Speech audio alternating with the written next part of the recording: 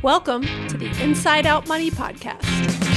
Can't even recognize this place.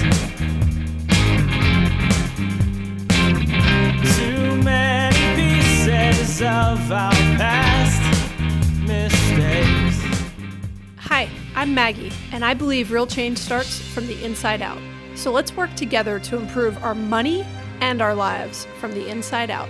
We will explore all things money and our relationship with it. Join me each week with a rotating set of co-hosts, friends, and interviews. Let's jump in. It's time we going round and round and round and round. Let's do it. Okay, Greg. It's days away from something.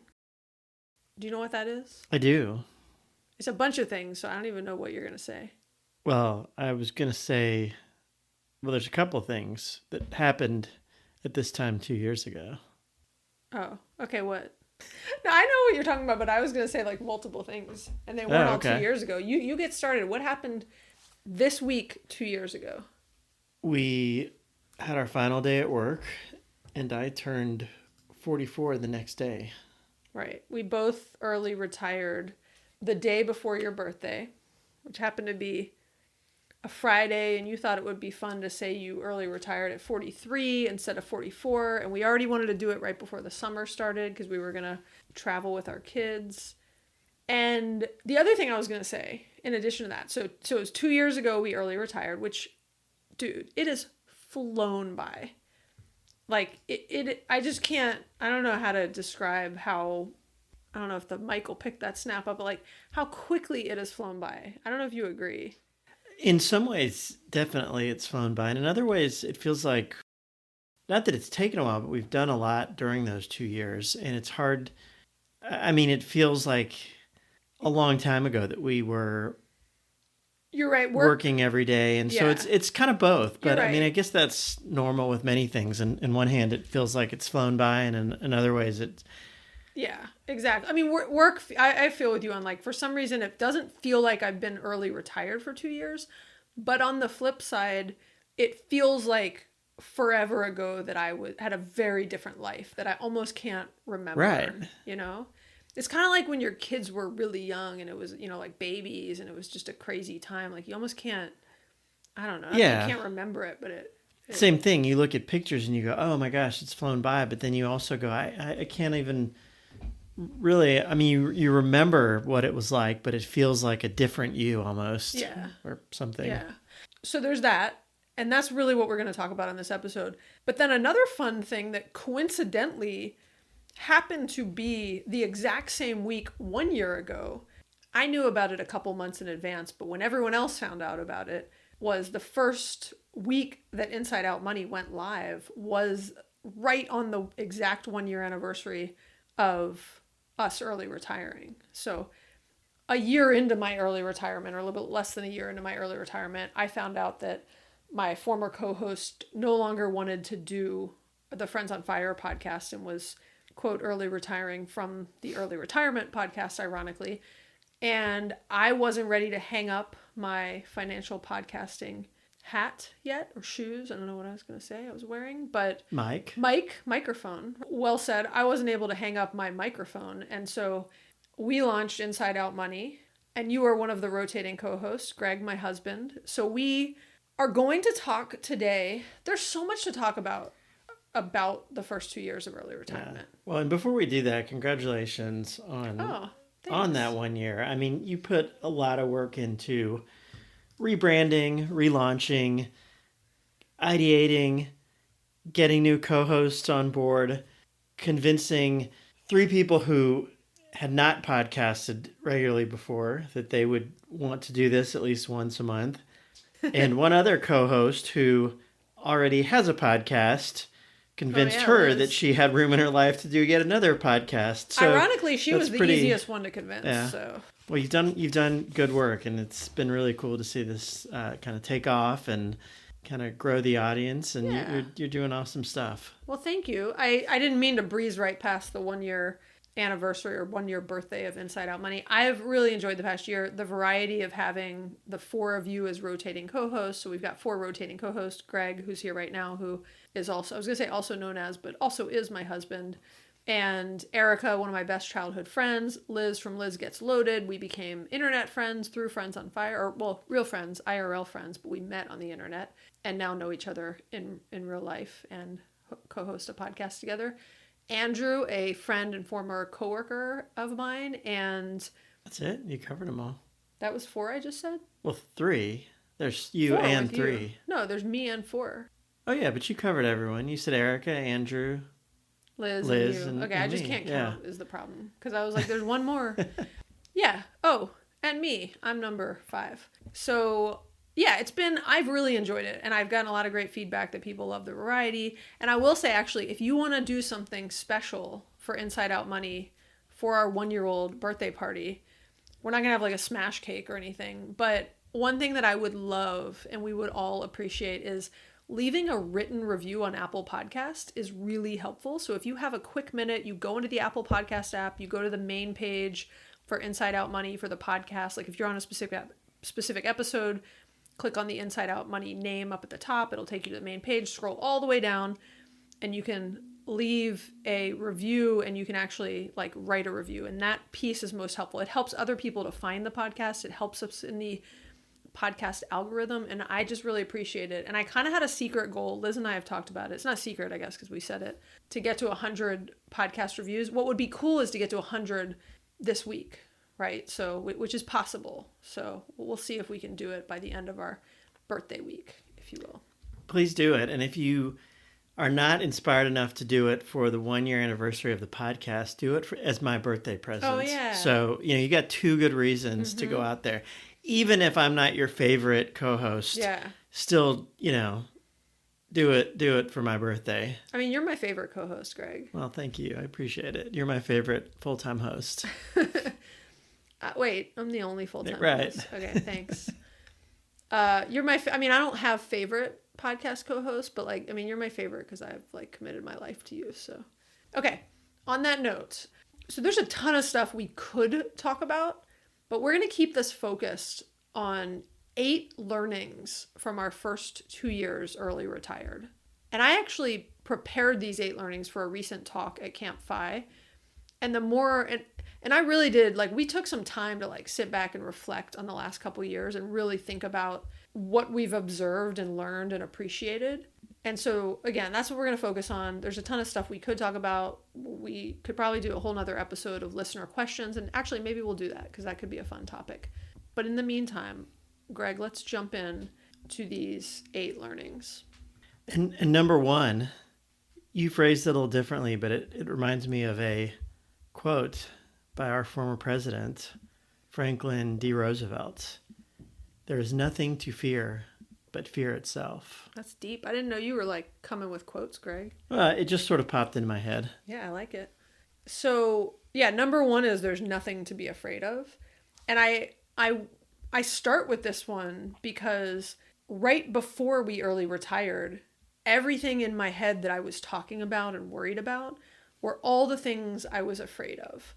And I'd say we were afraid of because I think we both had a lot of fear in making this big change.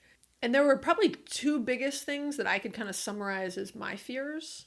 My 2 biggest things that I was afraid of right before we pulled the trigger and kind of leading up to it, I would say, is that one was that I was going to regret leaving my job and kind of losing my identity. That I was very worried that so much of myself was wrapped up in the identity of the level I've gotten to and the what's the word? Not respect, but esteem or the esteem or the I guess just that I was I think I always say respected. I think I was respected, but I had worked very hard to get to a certain point and built up a lot of trust and esteem and other things and rapport and stuff. And I loved the teams I worked with and, a lot of the people I worked with. And I was just very worried that I was going to regret it as soon as I got to the other side, that I was going to be what did I just do? I just threw away the best thing that ever happened to me.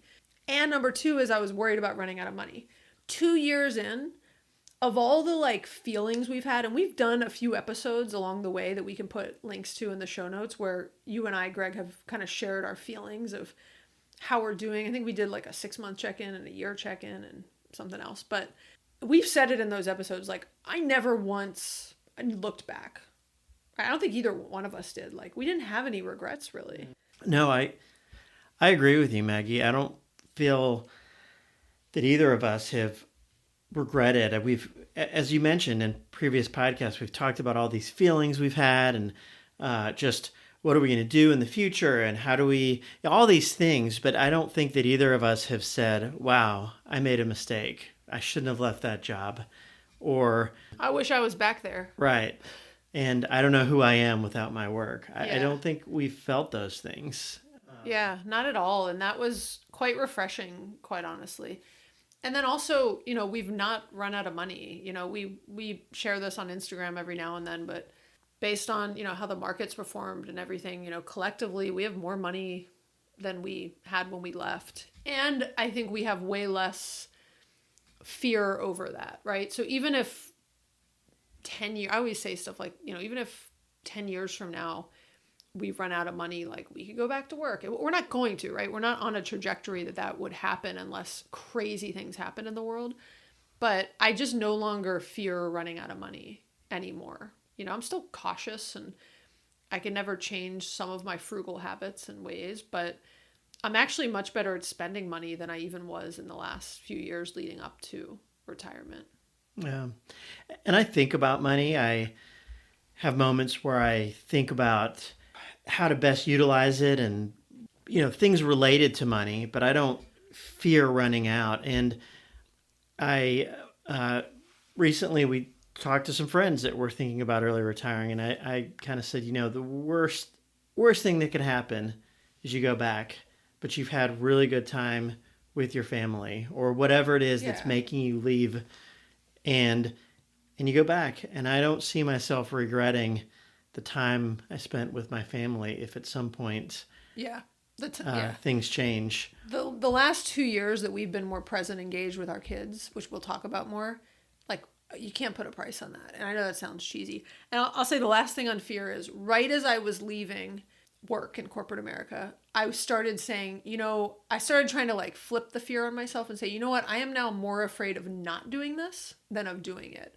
And that to me was a big moment where, you know, ultimately we finally made the decision to actually pull the trigger and leave.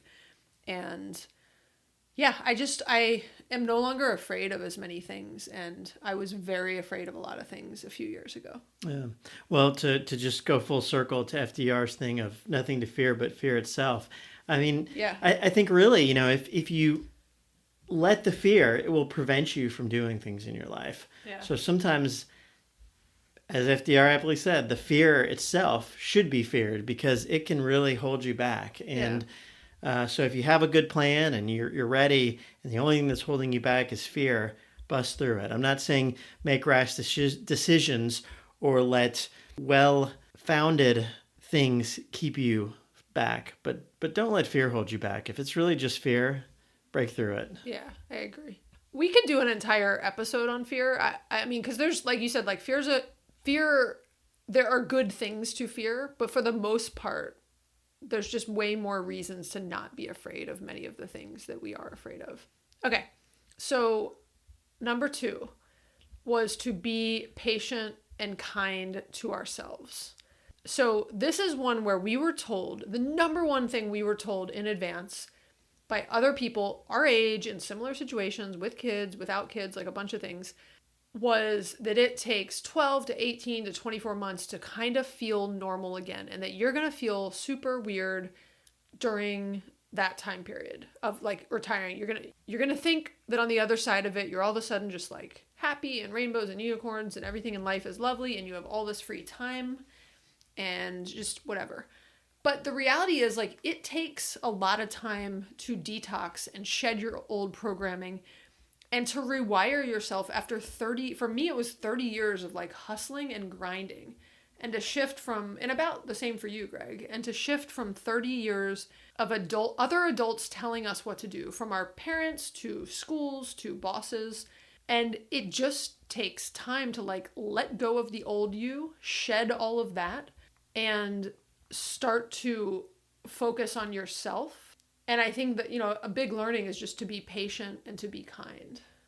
I also agree with this learning. I think it's something that we both struggled with for a while and had all sorts of weird feelings and felt frustrated with ourselves for maybe not being as motivated as we thought we would, or accomplishing all of these things, and even not being extremely happy all the time. You sort of, what's wrong with me? I'm retired. Why am I just not happy? And I think that's where you have to just give yourself grace and be patient with yourself. And this is harder for some people than it is for others. And just, I'm so glad people gave us this advice prior to us early retiring. It was very helpful, and it is something that I definitely want to share with everyone else, because I think after that first 12 to 18 months, you'll figure things out. During that 12 to 18, it's the resetting, and it feels weird and uncomfortable. Yeah. And if you're doubting yourself the whole way, it's going to be really unpleasant versus saying, this is just a part of the journey and I'm just going to be in the moment. I would have been even more in my head. I mean, I was in my head over the past couple years. I'm always in my head. But had I not been told that it's normal to be in my head, I would have been in my head about why I'm in my head. And instead, I was just in my head, and I was feeling and processing and being like, oh, that's interesting. And, we did a whole episode where we talked a ton about ennui, which is this term we learned, this French term we learned, that essentially is a feeling of listlessness. And we were feeling that for a while, like you think you're going to leave work and you're going to be all motivated and you're going to want to do all this stuff. And then you're like, I don't feel like doing anything. It's because you're detoxing and you're, rewiring yourself and you're tired. And anyways, I think the thing is be patient and be kind to yourself. And I love this quote. I saw Paula Pant quote this on, I think it was actually on Threads. I don't know if anything's catching on Threads yet on Instagram, but she posted, I know someone who's a total workaholic and loves it. He ignores his finances, saying he'll happily never retire. The reality is that work is his escape. If he stopped working, he'd have to face himself. He understands this, and so he turns to work as an avoidance play. I just thought that was so interesting, and I could relate to it because one of the reasons you're like so in your head leaving a demanding job or career or whatever is that you didn't have time to think. You were just on the hamster wheel of life doing what you were told you had to do, which is you go to work, you suck it up, you deal with a lot of stuff, you get home, you pick up the kids, you make dinner, you maybe might have time to like watch a TV show or work out or do something, make lunches, you go to bed a little later than you want to, you get up, you do it. And I sound like super, that sounds really like, that's life though, in certain phases of people's lives too. And it can be exhausting, right? And so getting off that, all of a sudden you have all this time to think. Okay, we can shift to the number 3 learning, which is do less, because as my kids say, you're doing too much, or there's that phrase of like, you're doing the most. So, I mean, I always like one of my favorite books that I would recommend all the time, Greg, was this book called What Got You Here Won't Get You There. And I think about this in early retirement.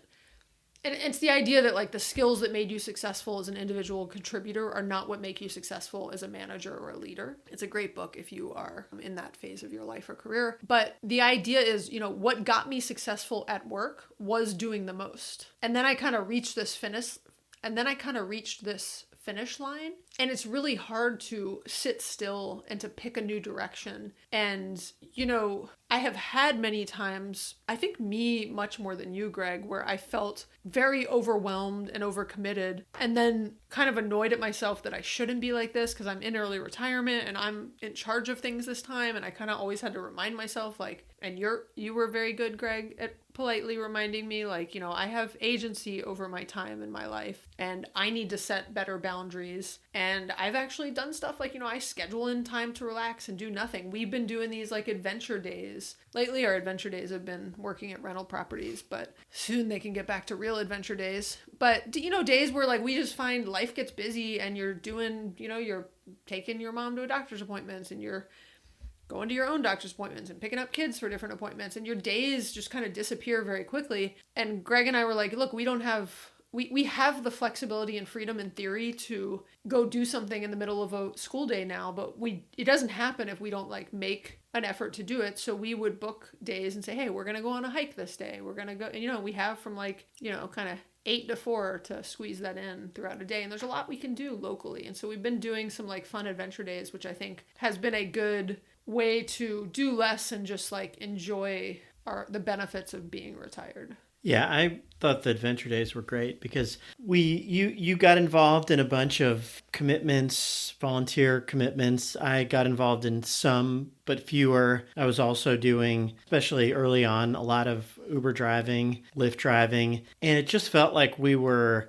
busy without a job, though. Yeah. We weren't, but we were all of a sudden so busy and saying, kind of taking agency and saying, no, once a week or once every couple weeks, we're going to take a day and just have fun and not be volunteering or doing, stuff around the house even. We're going to be just together having fun. It was great because, we may not be traveling the world right now. Which we'll talk full about time, later, which is an important point. But we can still carve out time and enjoy the fact that we can go out and enjoy these things when most people are not able to. Yeah. And with this flexibility and freedom that we now have that we did not have. I think when I would take a day off work before just for a mental health day, I was catching up on all the personal crap. I was going to doctor's appointments and, just other things. Not walking the belt line and having a progressive lunch throughout the day. And so, I think that's been a good one. Okay. So we'll jump to number 4. Number 4 was curb the hustling and chasing. And I think this is one that was more for me than you, Greg. And again, this is another example of what got you here won't get you there. So I am super type A, highly driven. I'm terrible at relaxing. Greg, you're actually pretty good at relaxing. And I don't mean that. You're also a super hard worker. If I ask you to do anything, you'll do it. But you're pretty good at I think prioritizing self-care, I guess. Perhaps, but I still, even with myself, don't prioritize. I can kind of get lost in just sitting around on social media versus saying, okay, today is a day to relax, but I don't need to be on the couch doing nothing. That relaxation should be a little more thoughtful. Yeah, intentional. Perhaps a walk in the woods. So I think we both have our things. But finish your thought. Okay, so on the curbing and or on the kind of need to curb the hustling and chasing. So I'm very type A, high driven. I continually caught myself trying to build or monetize something. It's how my brain is wired. So this sounds like a pretentious statement, but I don't want to make money right now. And that is an awkward thing to come to terms with when I've been hustling for 30 years, working nonstop. And I was even kind of feeling off my game, quote, off my game as a result of it, because I felt as much as I didn't miss my work identity, it's the way my mind was wired was when I would even start doing something related to the podcast, I'd catch myself doing it in a way of thinking about how something could be monetized longer term or even short term, or other ideas I've had where I'm oh, that could be really fruitful. And I'm no, I don't actually I don't have anything to prove to anyone. I don't need to accomplish anything anymore. And when I kind of say I don't want to make money right now, the way our insurance is subsidized and stuff like that, it doesn't benefit us to make more money, and small amounts of more money we make just immediately disappear because it just makes our benefits cost more. And so I just have to remind myself I have enough. Chasing more would be a waste of my time and energy. And just because that I can do something doesn't mean I should. And those were big realizations for me over the past couple years, and have to I would literally catch myself multiple times a week where I'd have some thought and it would start trailing off into building a business, monetizing something. And I'd have to stop myself and be why would I do that? And what complexity would that add to my life? And then I'd be working again. And that's what I've just stopped doing. It's it's like I'm an addict or something. And I keep thinking about my vice, and I'm still kind of rewiring and retraining myself to recognize that I have enough, I am enough, and I don't need to prove anything to anyone. Well, and I think there's still always this societal pressure, whether it's really there or it's just imagined, to say, wow, now imagine if I built this. How cool. Then my story would really be amazing. Yeah. I left corporate America and then I created this amazing thing. And I catch myself sort of, maybe not daydreaming, but thinking about that kind of stuff. And then I have to reel back and say exactly what you just said is, why would I do that? Someday, maybe. Right now, I committed to being there for my kids, for myself, for you. Doing this other path does not lead to those things that I just committed to. Yeah. So it's But man, It's it's real. hard. It's like Yeah. the struggle is real. And you might, again, on the other side of that, you might be thinking like, oh man, it would just be amazing to retire at this young of an age and to have, quote, like nothing you had to do. But you kind of get like if you're wired a certain way, it's like, how do you think I got here in the first, like you got to be pretty driven and committed and disciplined to get to early retirement in the first place. And so it's really hard to like change on the other side of it. But I do want to, I mean, I want to be clear, we both want to. Okay. So on the like theme of kind of what got you here won't get you there. There is one thing where what got you here will get you there. And my fifth learning over the past couple years was the value that structure and routine offer. And this is one where like when we were kind of talking about like, you know, having feelings of ennui or listlessness, I think both, Greg, realized that there is just some value in like the things that made us successful at work were having some level of structure and routine and goal setting and, you know, just certain times of the year that you do things and check on things. And there's a rhythm to work, especially the types of jobs we had. And they actually add some value to your life too. And so I think, you know, I love this idea of like freedom within a framework. So we still have freedom, but we can create more of a framework around that. And, you know, one thing I realized pretty quickly is it's not like you like early retire and all of a sudden are like, oh, there's 10 free hours in my day. I have no idea where most of my time has gone. It definitely gets sucked up. Yeah. Very quickly. I think we talked about it in some other episodes, like Parkinson's law. Like, I don't know where it all went. But it's just the idea that like Parkinson's law is the concept that work expands to fill the time given to complete it. And when you have no work to do, all of a sudden you don't even realize where your time goes. It's like lifestyle inflation, but instead of money, it's time. Time inflation, yeah. And also like the decision fatigue or the like endless options. Like you kind of wake up in the morning.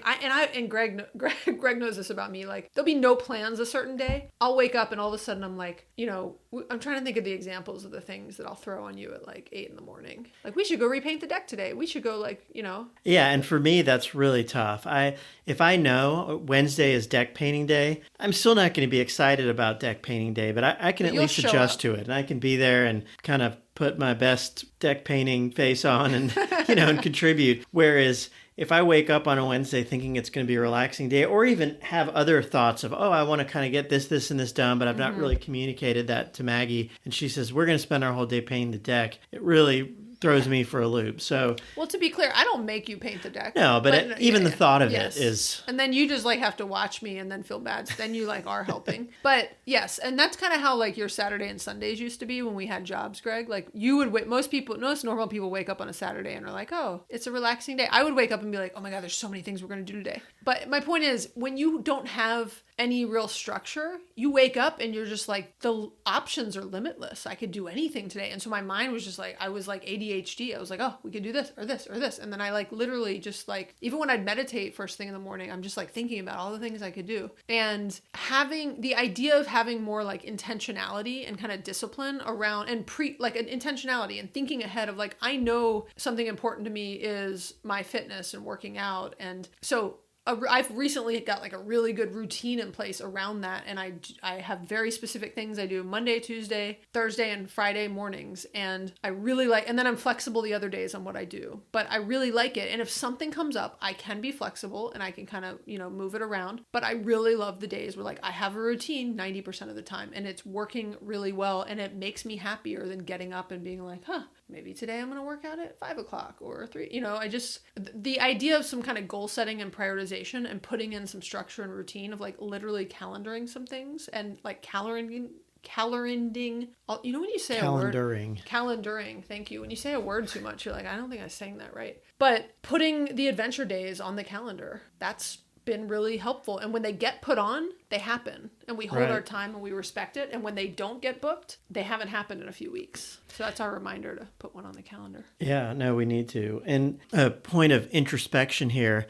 I think Maggie and I both have these thoughts of, oh my gosh, there's so many things we could do. We react differently. Maggie's might be she starts doing a bunch of different things and maybe isn't prioritizing the things. I'm kind of the opposite, where I think, oh, there's so many things I could do. I don't even know what to do. Oh boy, the couch looks comfortable. So I'll, or there's one thing I know that's easy to go do, and that's go get in the car and do some Uber driving. So I'll do that because at least I'll feel productive. But it's, and there are some weeks where that is a priority. I want a little extra cash, but there's other weeks where it's not really a priority. It's just sort of, I can at least say, well, I had a busy week doing that and made some money. So for me, prioritizing helps me just like it does Maggie. I think it helps us both because we react differently. But yeah, that's very true. Okay, number 6 is a really quick one. But number 6 is, it is okay to focus on ourselves. We are the boss. And this one is just the realization that, again, we spent 30 years kind of working at other people's direction, again, starting with our parents, going through schools and into, having bosses at work. And we were so good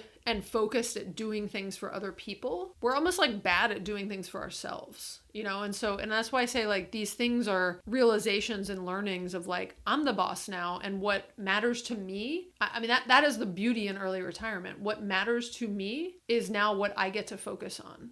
And that might sound like a selfish statement, but I do a lot of volunteer work. And again, I get to pick and choose what that is. And I get to say yes and no to different things. And so it takes me saying it out loud to be more intentional about it, though, because I forget that I am the boss and that it is okay to focus on me, and that it is okay, Greg, for you to focus on you, and vice versa. Yeah, there have been a few times, I think somewhere around year 1 maybe, where I had to look at you and say, Maggie, you've got to draw some boundaries, or you are so busy, you're stressed out, as or more stressed out as you were when you were working a high stress, well-paying job, and you're supposed to be early retired. And I just don't think this is sustainable or what you wanted when you said you were going to do this. Yeah. And I still, it kind of ebbs and flows of, like, I am doing better, I think, about recognizing it. Like, we're selling a rental property right now for this very reason. And we just, like, hustled over the past few weeks to get it on the market quickly. But we're selling it because this particular rental property, it's further away from where we live, but still in our city. So it's like we're dealing with it ourselves. And it will just be one less thing for us to deal with. We are better off actually just having that money at this point in our lives. And that's an example of, like, where I do feel like I'm getting better at being like, okay, the right, like, thing for my boundaries is to just unloading this is one less thing on our plate forever, right? And,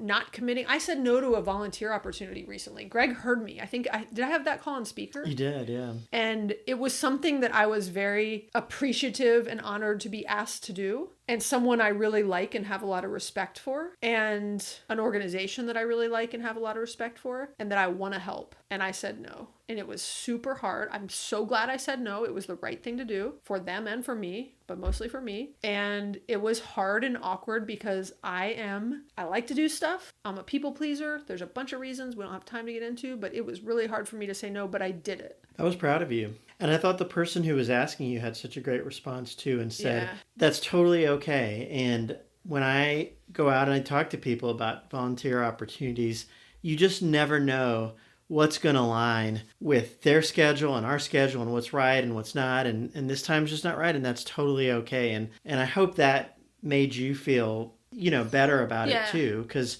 he definitely made me feel better about it. He graciously accepted my no. And then we had a nice, conversation. And then he even reminded me what you just said, which is like, I can, like, I'm in charge of all the stuff I'm committed to. But I have trouble, like, the reason I didn't want to say yes to this is because once I say yes to something, I really have trouble quitting it. So I'm on some multi-year commitments right now. And, the ones that have ended, I've gotten out of, and you've seen me get out of those, Greg. I have. So I just want a little baby pat on the back. Here's a virtual baby pat on the back. You're like 3 feet away from me, so it was virtual, but, like, it traveled through the air quickly. Okay, number 7. This is one of my favorite ones, because this one was one that, I don't know, and I shouldn't even say favorite. It was just another realization and learning. So we talk to and are exposed to many people in the early retirement space that are traveling full-time with their kids, that don't have kids, that kids are grown up, and they have a lot of flexibility to like travel the world and go stay in, slow travel through Italy, like in the same, it's like we went to Portugal for a week and a half. They went to Portugal for like 2 months and really experienced it on a level that you can't in the,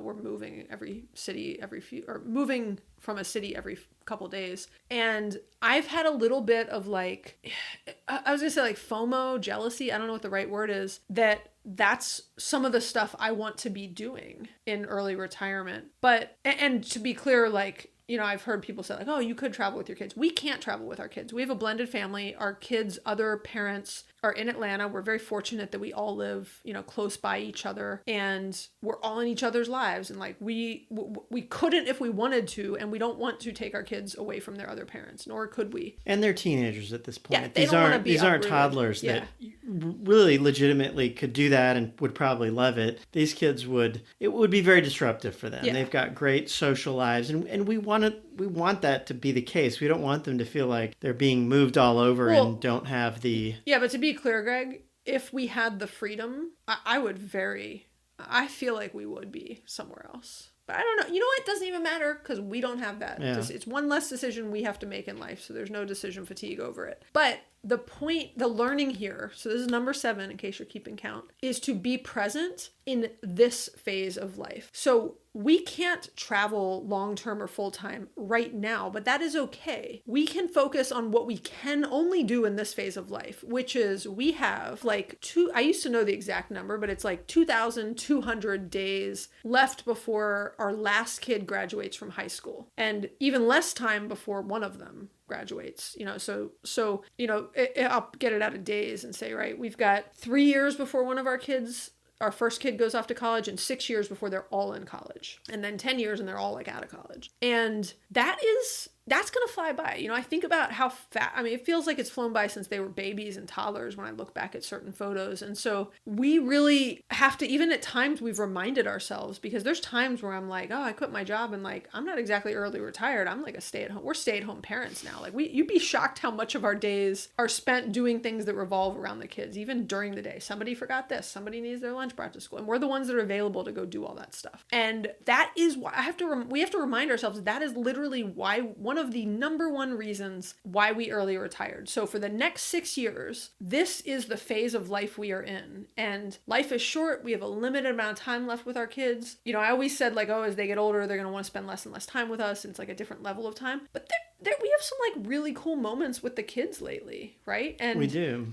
Because we're physically present and we're emotionally present because we're not drained from these jobs. So I think we really do. We have these moments that often pop up when you don't even expect them. Yeah, just on a car ride. You're driving them to a friend's house and you have like a really interesting conversation or connection. And we're there for most of the stuff they need us to be there for. I think so much actually that I kind of get some like shade thrown at me when I'm like not there for something all of a sudden because they've now expected it so much. But, for us is like, the things that I had a little bit of FOMO about when I talked to certain other people in early retirement, we can do all that stuff in 6 years. We will still be young and healthy, I hope at least, enough to go do all that stuff. This is a phase of life we can never get back. There will be other future phases that might be our go travel full time for a couple years, and I bet I'll get tired doing that at some point. But the idea is like, let's be present now on what we do have in front of us, and let's lean into this phase of life. And that to me has been a big mind shift, even just in the past 6 months or so. I think we were kind of, we've been doing it mindlessly or somewhat mindlessly over the past year and a half before that. But I think more recently we've really like appreciated what we have left with the kids under our roof. Yeah, I think you are the one who helped put this into perspective. And again, we've been present with them since the day we quit. We've always tried to be present, but really crystallizing that this is this phase of life. Let's be present. Let's not daydream about, oh, man, wow, these people are doing this amazing 6-month trip. Yeah. Let's be present. When we hear about those 6-month trips someone's doing, let's make a note. Yeah, good for you. That's Cool. like something I want to do. Yeah, I want to to talk to them and hear all about it, and then decide if that's something I want to do someday. But yeah, I hope it'll still be there in 6 years. Right. I mean, that being said, too, we're still doing like cool summer trips. I mean, we're going to Australia for 3 weeks in like less than a month with the kids for over the summer. We're getting some good travel in when we don't have the kids over certain holiday breaks, and then when we do have the kids over certain holiday breaks. So we're still trying to squeeze in what we can, but it's definitely harder to. It's more expensive to travel because we're having to travel at peak times because that's when our kids are off school. And there'll be a day when it'll be a lot less expensive for us to travel and take advantage of. There's some cool trips that fire people have even invited us on, and I'm like, nope, I can't do it. I haven't been able to attend Economy once yet. I've wanted to for the past couple years. It always lands during volleyball season, and I don't want to miss volleyball weekends with my kids because they're not going to be around in a few years, right? I don't know how much longer they'll do this. And so, yeah, I think this is just probably the most important one. And yeah. I agree. And it's applicable to anyone, whatever that phase is. Be in the phase that you're in. Be there, right? Or decide you don't want to be. But in this case, we actually do want to be here. And we're trying to be more present and gracious and again, intentional. You'll hear me say that word a lot, but for the time we do have with our kids. And, when we'll spend Friday nights, like driving them around 10 different places. There's 3 of them and they're all going in different directions and they want to be picked up from there and moved, to this place. And look, when one of them has a license, like I'm gonna be kind of sad that like, I don't even know where they're, it's just like, they're going to go off and I won't see them for hours. And so, yeah, I really am it's the one that makes me like the most appreciative of just the fact that we were able to early retire and this piece of our life, and that we have like 3, relatively like happy and healthy kids, and that we're able to be here with them. And your mom was in town my mom lives locally, and I'm sure, hey mom, I'm sure she would prefer I spend even more time with her, but I've been able to like take her to doctor's appointments and things that I wouldn't have been able to do before. And your mom was in town for a couple weeks, Greg, and I don't think we've ever been as present and engaged and spent as much time with her. Like, we just had like way more time than we typically would. And your dad came in town at one point. Actually, that was right around when Inside Out Money was launching. So I was like a little crazy for me. But I just noticed like our time with family is very different than it used to be. And I want to lean into that and soak it up. So, okay. Number 8, which will wrap us up and is a good one to wrap up on, is experiment and pivot. So all these things that we have learned, like we are still in charge. So these are some of our biggest learnings and observations over the past 2 years of being early retired in our early 40s. Greg, did one of the kids just like throw some shade at you recently and say you were in your like late 40s? I feel like one of them said something to you. I think they did. And I said, no, 46 is still mid 40s. Yeah. Because Greg's turning 46 this week. And the kids were like, oh, that's your late 40s. And Greg was like, no, that's still in the mid 40s. I believe that's true. I didn't Google it to validate this, but I really firmly believe that 44, 45, 46 is mid 40s. Well, you're in charge. And I'm sticking with it. You right. I'm in whatever charge. You want. As we said on this one, this is the lesson here. You're in charge. Right. I might be turning 52 at some point and still say I'm in my mid 40s. My mom celebrated her 42nd birthday like 4 years in a row.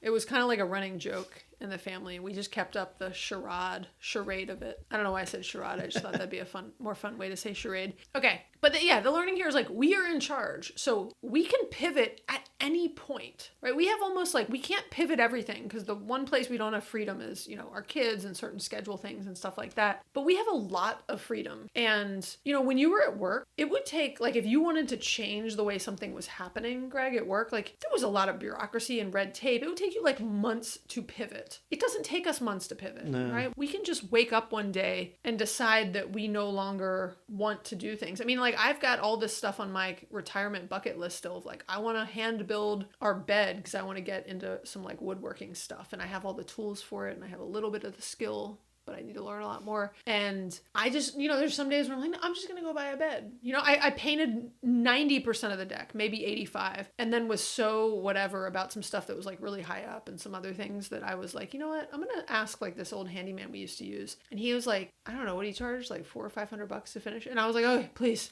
come now. He did finish it in like one day. And I was like, oh, I was doing it in like he finished it in like 2 days, but I can pivot whenever I want. Right. And you can start a project and not finish it. Yeah. I can quit a project and I don't have to answer to anyone but myself. And I don't even have to answer to you because you're like proud of me when I quit something. So exactly. Yeah. I was really like, let's get the painter in here. Yeah. Greg was like, I wanted to hire a painter from the beginning. And you'll actually try to do that. I'm like, no, I want to do this myself. And then I'm like, no, I don't want to do this. What am I thinking? And so I think just the idea of, we are in charge and we can do our best to kind of plan and anticipate to our unique situation, but we also can constantly adjust things as we get new real-time information and can make new decisions. And we don't really know, like, this is a very big lifestyle change and transition for us, and it's tricky at times, and we're going to be in our feelings sometimes, and like, we can just make adjustments as we learn new things and have new realizations and talk about, I mean, the really cool thing, Greg, which this wasn't even one of my like top 8, but it perhaps like underlines all of them, is it has been a very special, unique thing to be able to do this with you, I agree. I was gonna like tear up a little bit saying that, but like it's like, I know so many people, and I even remember when like Rich and Regular were talking about how like Julian left work before Kirsten did, and you're going through a very different experience, and you're kind of going through it alone, and there's like resentment to the other person who's still working, or not for the person working to the person who isn't working anymore. And so I just think it is really cool that we really did do this like on the same timeline, and we were kind of like going through the same thing. So to have somebody like in my house every day that is going through, slightly different because we're different people, but who I can talk about it with, and like, thank you, Greg, because you're never like, I don't want to hear your feelings, like you're very good at talking and listening to me and listening to my feelings and having good things to say in response, and thoughtful things and helpful things, and at times kind of pushing me where I need to be pushed. And so I just think it's really cool, and I'm like very appreciative that we've been on this journey together. Same. Oh my Just God, kidding. I said all that. You said same? Jeez, Greg.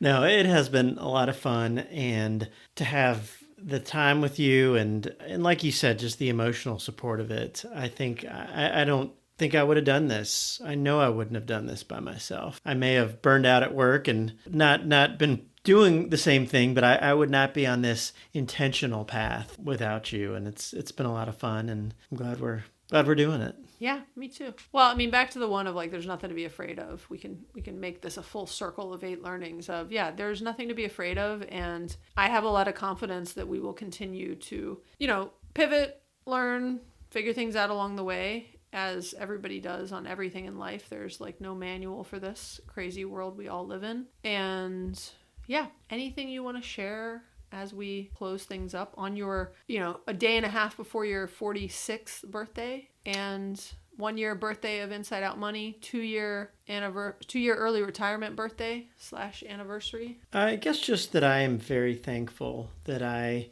am able to do this, that I have a partner that I want to do this with, that I have these wonderful kids that I enjoy spending time with, who challenge me, I feel very fortunate at this point in my life to be where I'm at, and just need to remind myself of that sometimes, but I really am. Yeah, I agree. Same, as someone, not FDR, but as someone else once said, samesies, Greg. Yeah, I'm also very fortunate you haven't gotten sick of me yet. I think about all the people who, like, during COVID, their relationships suffered and or they didn't quite make it because they all of a sudden were spending a lot of time together. We have spent a lot of time together in the last 2 years, and more than we probably spent combined in the previous 8 years we were together, or 10, I don't know, how long we've been together? 10 years about? Yeah.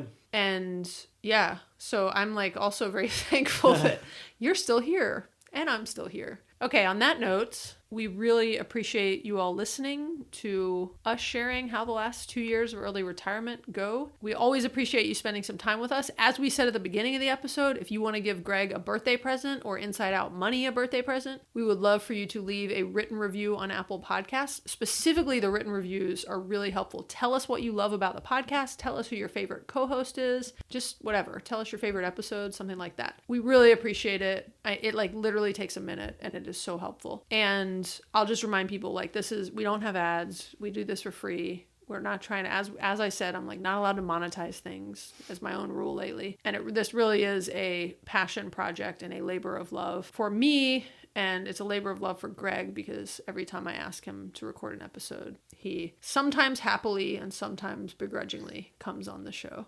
And yeah, we encourage you to share this episode with a friend or family member. It can sometimes encourage very interesting conversations about money or life or, you know, a goal to early retire someday, perhaps. You can also subscribe wherever you listen to podcasts. If you have any thoughts or questions, or you want to leave us a happy birthday message or happy anniversary message, you can. We always love to hear from you, and you can leave us a voicemail or text us at 404-981-3370, or you can hit us up on Instagram. Okay, Greg. As Liz and I said, we did it. All right, we did. Yeah. Okay. Thank you for joining for the discussion. And yeah, I don't even like say goodbye to you because I'm gonna like, what are we having for dinner? I'll be with you for the rest of the night, so there's no goodbye to say, and we're about to go eat dinner. Inside Out Money, out.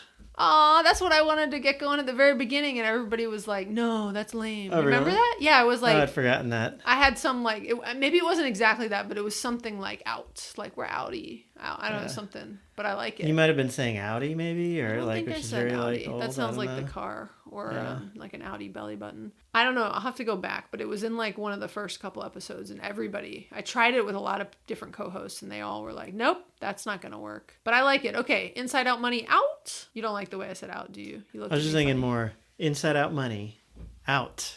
Okay. That's what just... Oh, No, wait, there is no okay, more got it. okay. It's just supposed to be done after that. One more time. You do it. And No. then I'm going to stop talking. Go. Inside Out Money, out.